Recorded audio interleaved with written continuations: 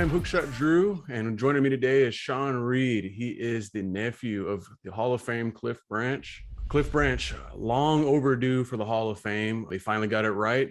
He is going to be inducted later on this year into Canton. So really excited. He's one of the guys that I've been kind of wondering why it kind of just took so long for him to get inducted into the Hall of Fame, but better late than never, I would definitely say. So I wanted to ask Cliff Branch, what was the childhood like growing up for Cliff Branch? I know you guys probably grew up around the Houston area, right? Right. His childhood was good. My grandparents, they both worked. My grandmother was a school teacher. And my grandfather worked on the port of Houston. So they lived a life of middle class. He played all sports. He played baseball, track, football. In his neighborhood, he was a legend. He was known as a legend in Houston. Yeah. In fact, in his neighborhood, he just got a street marker by the city of Houston recently and on the street that he grew up in. That's awesome. That's good to hear. A legacy that'll last even beyond Canton. So you showed me an article and I got a chance to read it. And a story stuck out to me. When he was in sixth grade, he realized he was fast when he won a competition and got himself a game of Chinese checkers. Was that the first moment you guys realized he was as fast, or was there a moment before then? That's the moment, from what I understand. My mom told me the story, and my uncle actually told me the story.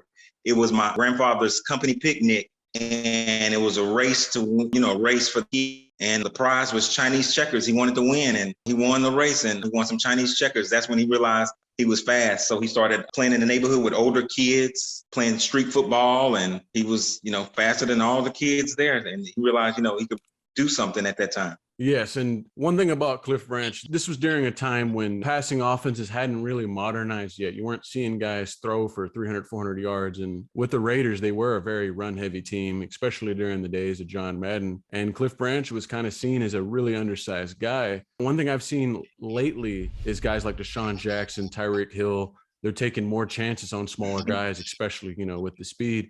Do you think your uncle had a lot to do with the change in terms of how size is less of a concern now if a guys can just play the football? Right. I totally agree. When you speak of Deshaun Jackson, I remember when he was coming out of college, my uncle actually wanted to draft him, so he was a big fan of Deshaun Jackson. But when my uncle got drafted in 72, he was known as a game changer. Bob Hayes was the only other speedster before him that kind of changed the game. But once my uncle was drafted by the Raiders, actually his coach, Tom Flores, went out to the University of Colorado to scout him.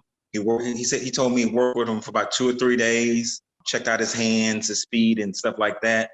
And the Raiders took a flyer on him. He didn't start his first or second year due to him having problems with catching the football, but he continued to work with it as far as with Freddie Belendikoff, and he got better and better. And so the year of 1974 is when he took off. He made All-Pro and Pro Bowl. Yes. I mean, what a career too. I mean, like I said, it's long overdue, and some of his contemporaries, I'm not trying to say they don't deserve it by any means, but he had the numbers, he had the rings, and he also had the highlights. And maybe it's a lot of, the Raiders are kind of seen as the villainous group, especially during that time. And there was a lot of Hall of Famers. Do you think that played a part in why it took so long for them to put him in? Oh, most definitely. That's what my uncle always used to tell me. He said, I am not in because I'm an Oakland Raider. Because, Al Davis had all those lawsuits with the NFL and won. So he knew he had the numbers. His numbers were better than Swan. His numbers were better than Drew Pearson. They were right there with John Stallworth. And so it was no reason why he shouldn't be in. He always told me, Sean, it's not about if I get in, it's just win. He knew he was getting in, it was just win. Yes, I do think it's a big part of like as you said, the lawsuits, the Raiders. I mean, the NFL, they got beat handily multiple times by Al Davis. And I think that that had to have played a part in guys like him not getting in. It took way too long. And I mean, and he influenced a lot of the modern day receivers. I mean, like I said, a run heavy team, but someone like him being able to keep defenses honest, and they have to account for him. You know what I mean? And even if they ran 10, 15 times straight, there's always the chance that Cliff Branch was going to take the top off the defense. Right. Casper and Belendikoff always said my uncle made it easy for them because he opened things up, down the middle for them. So he took the top off the defense. And guys like Casper and Fred, I mean, those guys are Hall of Famers. So it's like when you already have 2 pass catchers in an era of run-heavy offenses, I mean, they just weren't going to put another Raider in right away, One thing I also noticed. Now with my uncle going in. Go ahead, sorry. Yeah, I said now with my uncle going in, I believe it's 12 Raiders from that team. There's a 70s era team. I believe it's 12. Yeah, and he's one of only a handful of guys that were a member of all three Raiders Super Bowl teams too. So, I mean, I think Right. that is also important to note just how important he was to the Raiders' success, and the fact that he was a part of all three teams is a big deal to me. One thing I Exactly. noticed, and Exactly. it can't be that common, is on the same article, and I'm glad you sent me that because I learned a lot of stuff that I don't think I would have learned otherwise. Is Mark Davis and him were very close, the son of Al Davis. And apparently Mark Yes. was his agent. How was that? I mean, did you ever hear any stories of their friendship and how it was to negotiate with his own father? Yeah. Oh my God. Yeah. I'm just going back on listening to hear my uncle's voice about all the stories. But yeah, him and Mark Davis and my uncle, best friends. I talked to Mark maybe about 6 weeks ago, and he said, we're still best friends. So even though my uncle was passed, they're still best friends. But what happened was my uncle was in negotiation with his last contract for the Raiders, and he had Mark Davis be his agent. So Mark was his agent, and he was hardballing with his dad. His dad got frustrated and mad, and he actually kicked him out the house, and he went to go live with my uncle. That's a great story. I can't believe it. There's no way that'll Right. probably ever happen again in today's times. Exactly. Yeah, but the Davis family, they're like family to us. They've come to every induction my uncle got into as far as the Hall of Fame. He got inducted to the Texas Sports Hall of Fame, the Prairie View Hall of Fame. Mark Davis was right there. The University of Colorado Hall of Fame, Mark attended all those Hall of Fames as well. Mark is family. That is one thing I seem to hear a lot because I read a lot of books and biographies and stuff. And one thing I've always heard is even though Al Davis and the Davis family have that reputation as kind of going against the grain with the NFL, a lot of former players for them talk about how they opened up their household to them and they were really important on a personal level to their life. And the commitment to excellence and all that stuff. Even though I'm not necessarily like a Raiders fan, I've always respected the organization. I've respected what Al Davis built. I mean, going from a coach to the owner to building the Raiders as one of the most well-known teams in the world, and the relationship he seemed to have with his players to me is a big deal for how owners typically operate in the NFL. Right. The motto is once a Raider, always a Raider. Yes, and I wish more teams were like that. That were really with their players and had that kind of relationship with them, not only to hold them accountable, but also to be a friend and a family to them. It's a big deal. Right. Not just a football player, you're a human being as well. Exactly. So one other thing I wanted to talk about here, because I love it when guys can give back to the community and show their heart. And, the Raiders were always had that nasty reputation. But one thing that I noticed about your Uncle Cliff, he was a very charitable and generous guy. And one thing that stuck out to me here is he lost his house in the house fire when the California wildfires happened. And just days later, he was out there helping the victims of the Vegas shooting. Do you have any great stories about your uncle and how much he's touched other lives? Yeah, I have two stories. I know his favorite charity, I know for sure, was always March of Dimes. He would travel to different Walmarts and Safeways throughout the West region doing charitable work as far as doing autograph signings, and he would donate a portion of that to the March of Dimes. And I remember that was his favorite charity. And then with the house fire, I remember a story when he told me, so the fires were coming through Santa Rosa, and his neighbor knocked on the door and said, "Hey, Cliff, we got to get out of here." So he got everything that he could, that he could really carry with him, and he got out of there. And the neighbor owned a futon store. So he wound up having to spend the night there. When he went back, his house was burned down. His other two cars were gone. All of his memorabilia. I mean, when I say he had memorabilia, yeah, he had memorabilia. I mean, so much memorabilia. His house was like a Raiders museum. He had so much memorabilia. He lost all of that. And I remember the next couple of days, that tragic incident happened in Vegas. And him and Mark went on the private jet and went down there and met the guy that I think it was one of the security guards or something that got injured. And they went to this hospital room and visited him. And my uncle just had a tragedy and he didn't have care in the world. And, he went down there and took care of that as well. He was always a nice guy. I mean, very, very giving. When I say giving, I mean giving to his last. I mean, once we're in the interview, I'll show you the Raider room that I have. I got a house, and his gift to me was nothing but Raider memorabilia. Man, it's a shame that he lost the items, especially. I mean, there's probably just histories and stuff that's one of a kind. So I can only imagine what was in there. But the fact that he was able to just, there's other people that need me. I'm not going to focus on that. I'm going to go, see some people that lost more than I lost. You know what I mean? You don't see too many selfless acts, but there's a lot of people out there that are willing to help others, and really wanted to shine a spotlight on that for your Uncle Cliff, that he was willing to do that despite the tragedy that he suffered himself, Right. And once he passed away, and I set up that Twitter handle, so I can remember him and get him in the Hall of Fame.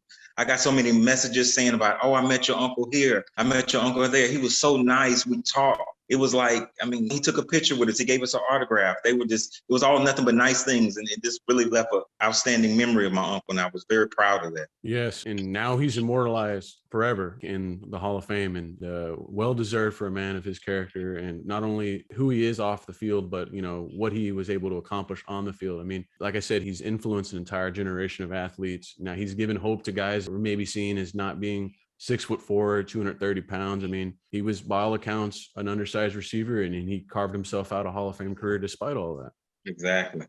What kind of advice do you think your Uncle Cliff would have for any high school or college football players out there that are being told, hey, you may not be too big to go out there and play? What kind of advice do you think he would give someone like that? I would always remember him he would go back to the high school and I would go with him. He'd always say, work hard, work on your craft, keep your grades up. Just work on your craft and believe in yourself. I mean, just like I told you earlier, my uncle could not catch when he first got drafted out of Colorado. So that's why the first 2 years of his career, he didn't start. But again, he kept working hard. And now look, he's a Hall of Famer.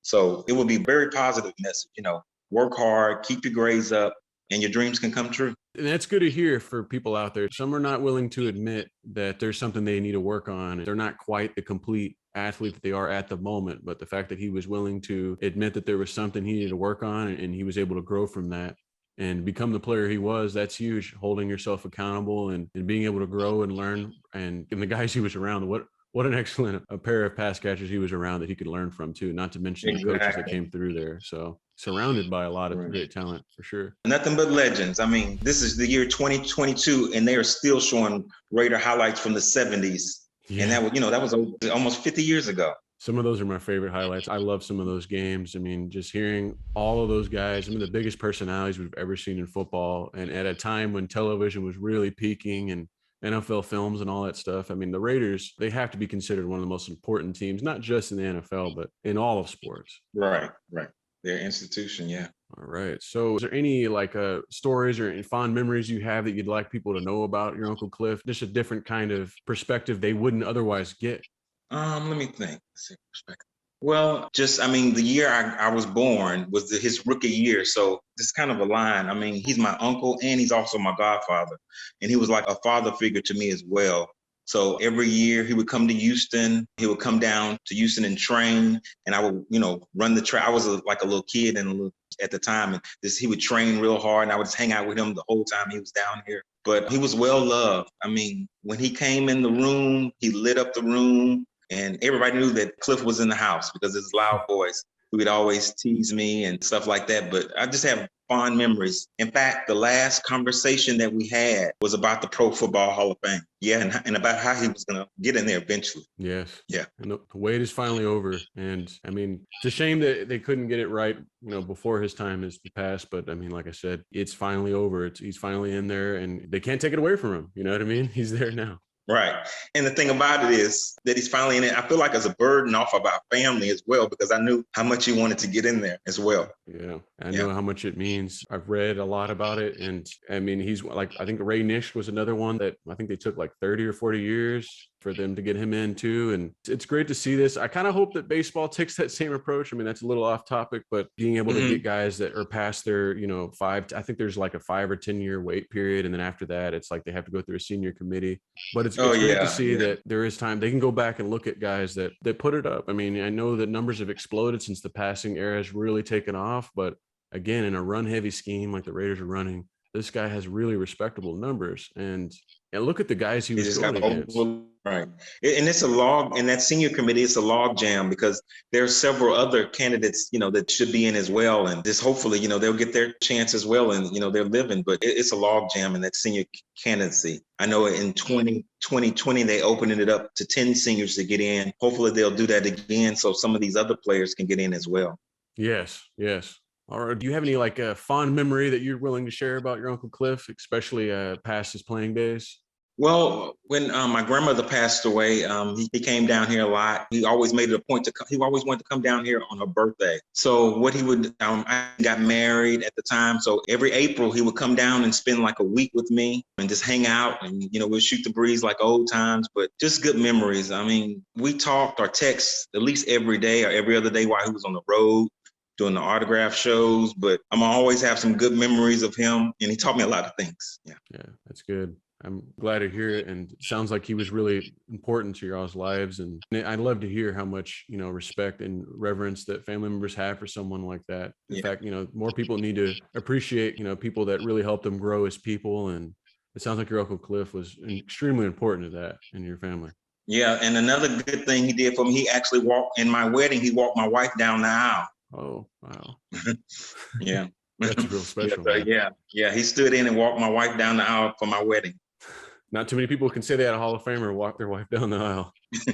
Right. Well, I mean, those are the questions I have. I mean, you pretty much answered everything that I can think of. I mean, like I said, I really do appreciate you coming and spending the time to talk about your Uncle Cliff. And I hope you guys really enjoy this moment. Are you guys going to be able to be there at the Hall of Fame induction ceremony? Yes. My mom is actually over everything. So she's planning right now. I know she went down there to the Hall of Fame in March to kind of do the pre-planning for the Hall of Fame party and all those other things. But right now we're ready to be down there in August. In fact, it's going to be an excellent week because that's the week of my birthday.